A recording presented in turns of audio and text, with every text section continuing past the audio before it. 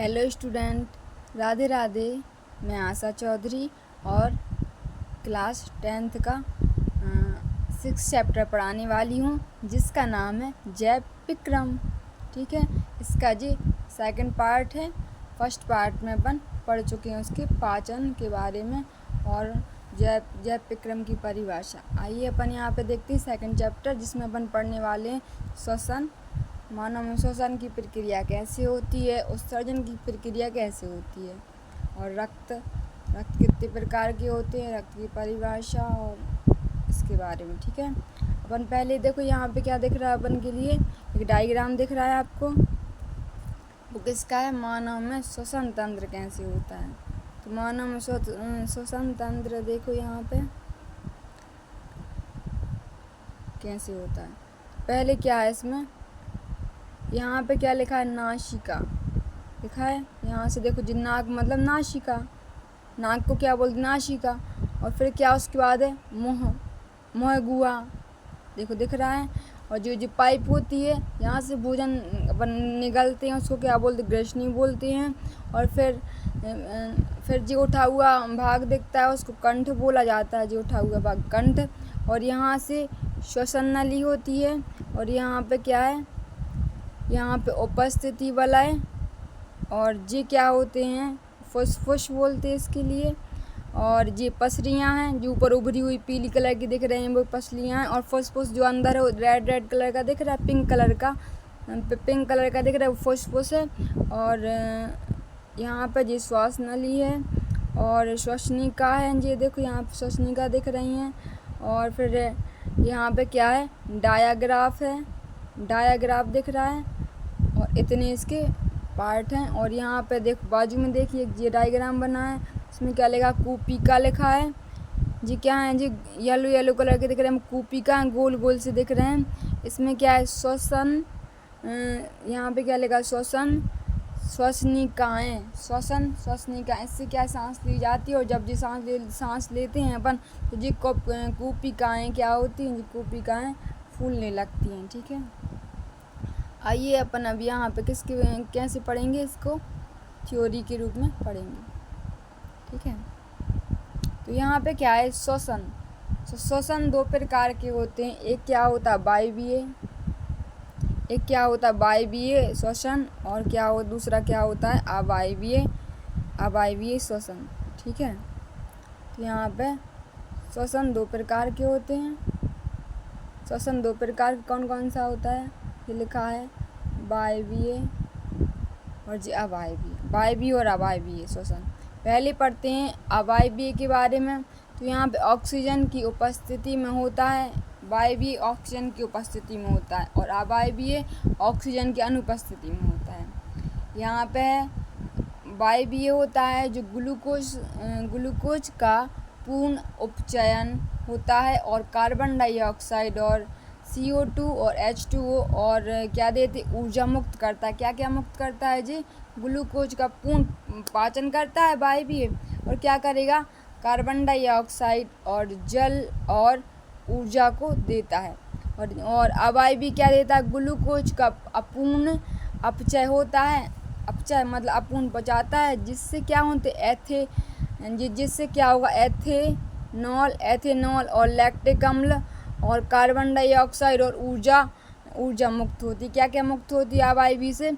Ethanol, lactic अम्ल और carbon dioxide और ऊर्जा मुक्त होती है इससे। ठीक है, और फिर तीसरा वाला पॉइंट क्या है अंतर में? यह कोशिका द्रव और माइटोकॉन्ड्रिया में होता है।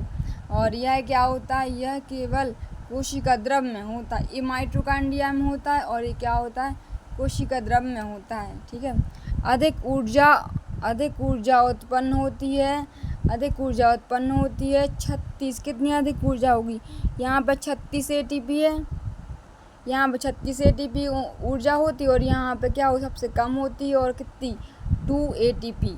और ये अवायवीय किस में होता है? मानव में होता है। और वायवीय मानव में होता है। और मानव कितनी ऊर्जा उत्पन्न करता है? 36 ATP ऊर्जा मानव उत्पन्न करता है। और ईस्ट कितनी करता है? 2 ATP। ठीक है, अब अपन आगे क्या पढ़ेंगे, मानव श्वसन तंत्र। मानव में पहले अपन डायग्राम के अकॉर्डिंग पढ़ा था ना, नासा द्वार मतलब नाक होती है, फिर ग्रसनी मतलब गला होता है, जो पाइप होती है वो ग्रसनी बोलते, कंठ मतलब बीच से जहाँ से अपन बोलते हैं, जहाँ से आवाज़ निकलती है, श्वसन नली उसकी थोड़ी नीचे होती है, और श्वसनी और फिर श्वसनिका और फुसफुस वो हमने बताया था फेफड़े के अंदर होती है। जो पिंक कलर के दिख रहे थे वो क्या फुसफुस है, फिर क्या कूपिका कोष होते हैं नीचे, और इसको क्या बोलते हैं रुधिर वहिका। उसमें क्या होता है कूपिका में रुधिर बहता है। ठीक है, आगे अपन देखते हैं जी एक डायग्राम, देखो इससे अच्छे समझ में आ जाएगा अपन को इसका जे डायग्राम। तो यहाँ पे क्या क्या दिया है देखिए जी, किसका डायग्राम है, ये भी हृदय का है ना। तो यहाँ पे क्या है, पहला क्या दिया है, पहला दिया है महाधमनी, दूसरा क्या है जी फुसफुस धमनियाँ, फिर फुसफुस सिराएँ, फुसफुस धमनियाँ, फुसफुस सिराएँ, और फिर क्या है जी, क्या है इस साइड का बाया आलिंद, और जी क्या है बाला निलय। ऊपर वाला भाग बाया आलंद, नीचे वाला भाग येलो कलर का दिख रहा है, नीचे वाला भाग बाया आलंद। ये क्या है रेड कलर का दिख रहा है, वो क्या विभाजिका। फिर यहाँ पे जी ब्लू कलर का दिख रहा है स्काई ब्लू, दाया निलय है, और यहाँ पे ऊपर वाला दिख रहा है वो दाया आलंद है। ठीक है, और जी नीचे क्या है, शरीर के निचले भाग से महाशिरा होता है, निचले भाग से महाशिरा होता है। यहाँ पे देखिए आप शरीर के ऊपरी भाग से महाशिराएं जो दिख रही हैं, तो वो ऊपरी भाग से दिख रही हैं। ठीक है, आगे देखते हैं अब क्या है आगे। यहाँ पे है मानव श्वसन क्रिया। मानव श्वसन क्रिया कैसे होती है, इसमें क्या, इसमें भी दो प्रकार से होती है मानव श्वसन क्रिया। तो कौन कौन सी प्रकार की होगी, मानव श्वसन क्रिया अंतःश्वसन और उच्चवासन। ठीक है जी, क्या है यहाँ पे क्या दिया है, मानव श्वसन क्रिया, मानव श्वसन क्रिया। ठीक है, तो पहला क्या है अंतःश्वसन, दूसरा क्या है उच्चवासन। ठीक है, इसमें क्या है अंतःश्वसन के दौरान वक्षीय गुहा फैलती है, यहाँ पे वक्षीय गुहा अपने मूल आकार में वापस आ जाती है, और क्या है पसलियों से संलग्न पेशियां सिकुड़ती हैं। यहाँ पे क्या पसलियाँ दिख रही हैं, वो कंकाल टाइप का, वो क्या होता है पसलियाँ होती हैं, और पेशियां अंदर सिकुड़ती हैं, और फिर सांस लेते हैं तो सिकुड़ जाती हैं, और फिर छोड़ते हैं तो फूल जाती हैं। यहाँ पे पसलियों की पेशियां शिथिल हो जाती, स्थिर रह जा मतलब शिथिल मतलब क्या होता है, स्थिर रह जाना। तीसरा पॉइंट क्या है, वक्ष ऊपर और बाहर की ओर गति करता है, और यहाँ पे क्या होता है वक्ष अपने स्थान पर वापस आ जाता है। ठीक है, फिर क्या है गुहा में वायु का दाब कम हो जाता है, और वायु फेफड़ों में भरती है। ठीक है, और यहाँ पे गुहा में वायु का दाब बढ़ जाता है, और वायु CO2 फेफड़ों से बाहर हो जाती है। ठीक है, अंतःश्वसन, उच्चवासन, स्थलीय जीव और जो जीवित रहते हैं। तो यहाँ अंतःश्वसन क्या है, सांस द्वारा वायुमंडल से गैसों को अंदर ले जाना अंतःश्वसन कहलाता है। उच्चवासन क्या कहलाता है, फेफड़ों से वायु या गैसों को बाहर निकालना। ठीक है, उच्चवासन कहलाता है। स्थलीय जीव क्या कहलाता है, श्वसन के लिए वायुमंडल से ऑक्सीजन का उपयोग करते हैं। ठीक है, जो अब यहाँ पे क्या दिया है, जो जीव जल में रहते हैं वे जल में मिली ऑक्सीजन का उपयोग करते हैं। वो क्या करेंगे, जो जल में रहेंगे वो किसका उपयोग, कैसे ऑक्सीजन का उपयोग करेंगे, जो जल में मिली होती है वो उसका यूज़ करते हैं। अब इसमें कूपिका रक्त व ऊतकों के बीच गैसों का आदान प्रदान कैसे होता है। तो पहले क्या है वायु मतलब ऑक्सीजन CO2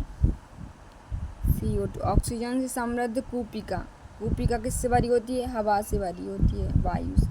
इसमें क्या होता है, फिर रक्त वाहिका होती है, रक्त नलियाँ होती हैं, उसमें क्या होता है, ऑक्सीजन और आरबीसी में हीमोग्लोबिन के साथ मिलकर HbO2 बनाता है। ठीक है, आइए आगे देखते हैं।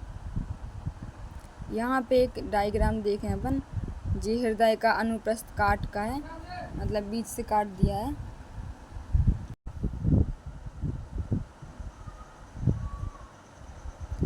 वक्र में मूत्र निर्माण प्रक्रिया, तो यहाँ पे क्या है, वक्र में संरचनात्मक वक्रियात्मक इकाई वृक्राणु कहलाती है। वृक्राणु के मुख्य भाग इस प्रकार हैं। नंबर 1 है कोशिका गुच्छ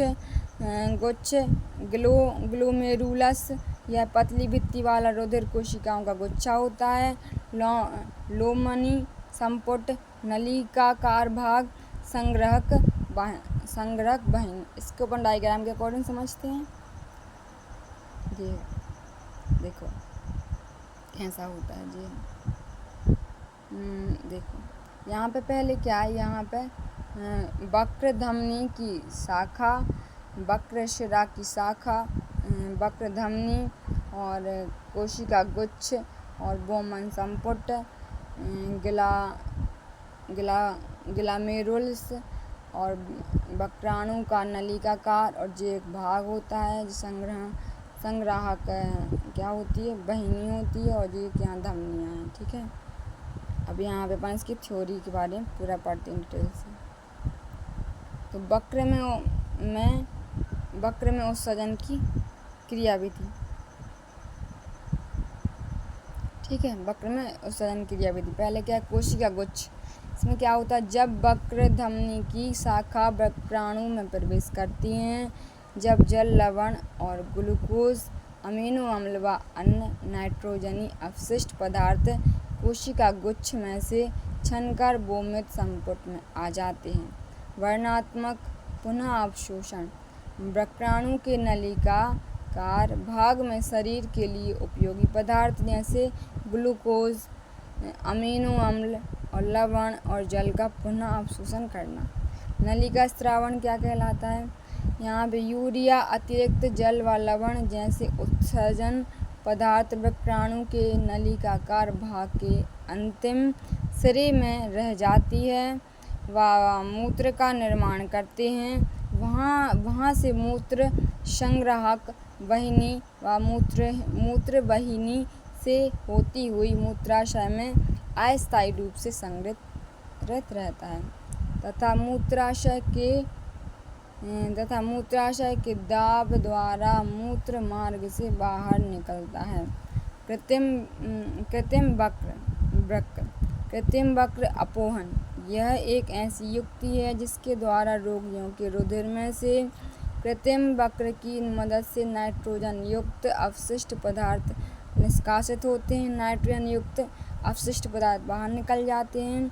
प्रायः यह स्वस्थ व्यक्ति में प्रतिदिन 118 लीटर आरंभिक निस्यंदन वक्र में होती है, जिसमें से उत्सर्जन मूत्र का आयतन कितना होता है, 1.2 लीटर। 1.2 लीटर होता है। शेष निस्यंदन वक्र नलिका में पुनः अवशोषण हो जाती है और आधा वो अवशोषण हो जाता है जल का, और आधा जो नाइट्रोजनीकृत होता है तो बाहर निकल जाता है। अब यहाँ पे क्या है, पादप में उत्सर्जन, किसमें, पादप में उत्सर्जन। तो पहला क्या है, बाष्पोत्सर्जन प्रक्रिया द्वारा पादप अतिरिक्त जल से छुटकारा पाता है। फिर क्या है, बहुत से पादप अपशिष्ट पदार्थ कोशिकीय रिक्तिका में संचित रहते हैं। अन्य अपशिष्ट पदार्थ उत्पादन रेजन तथा गोंद के रूप में पुराने एंजाइम में संचित रहते हैं। फिर क्या है, पादप कुछ अपशिष्ट पदार्थ को अपने आसपास मृदा में उत्सर्जित करते हैं। ठीक है, आई होप आपके लिए ये चैप्टर समझ में आया होगा। Thank you watching my video.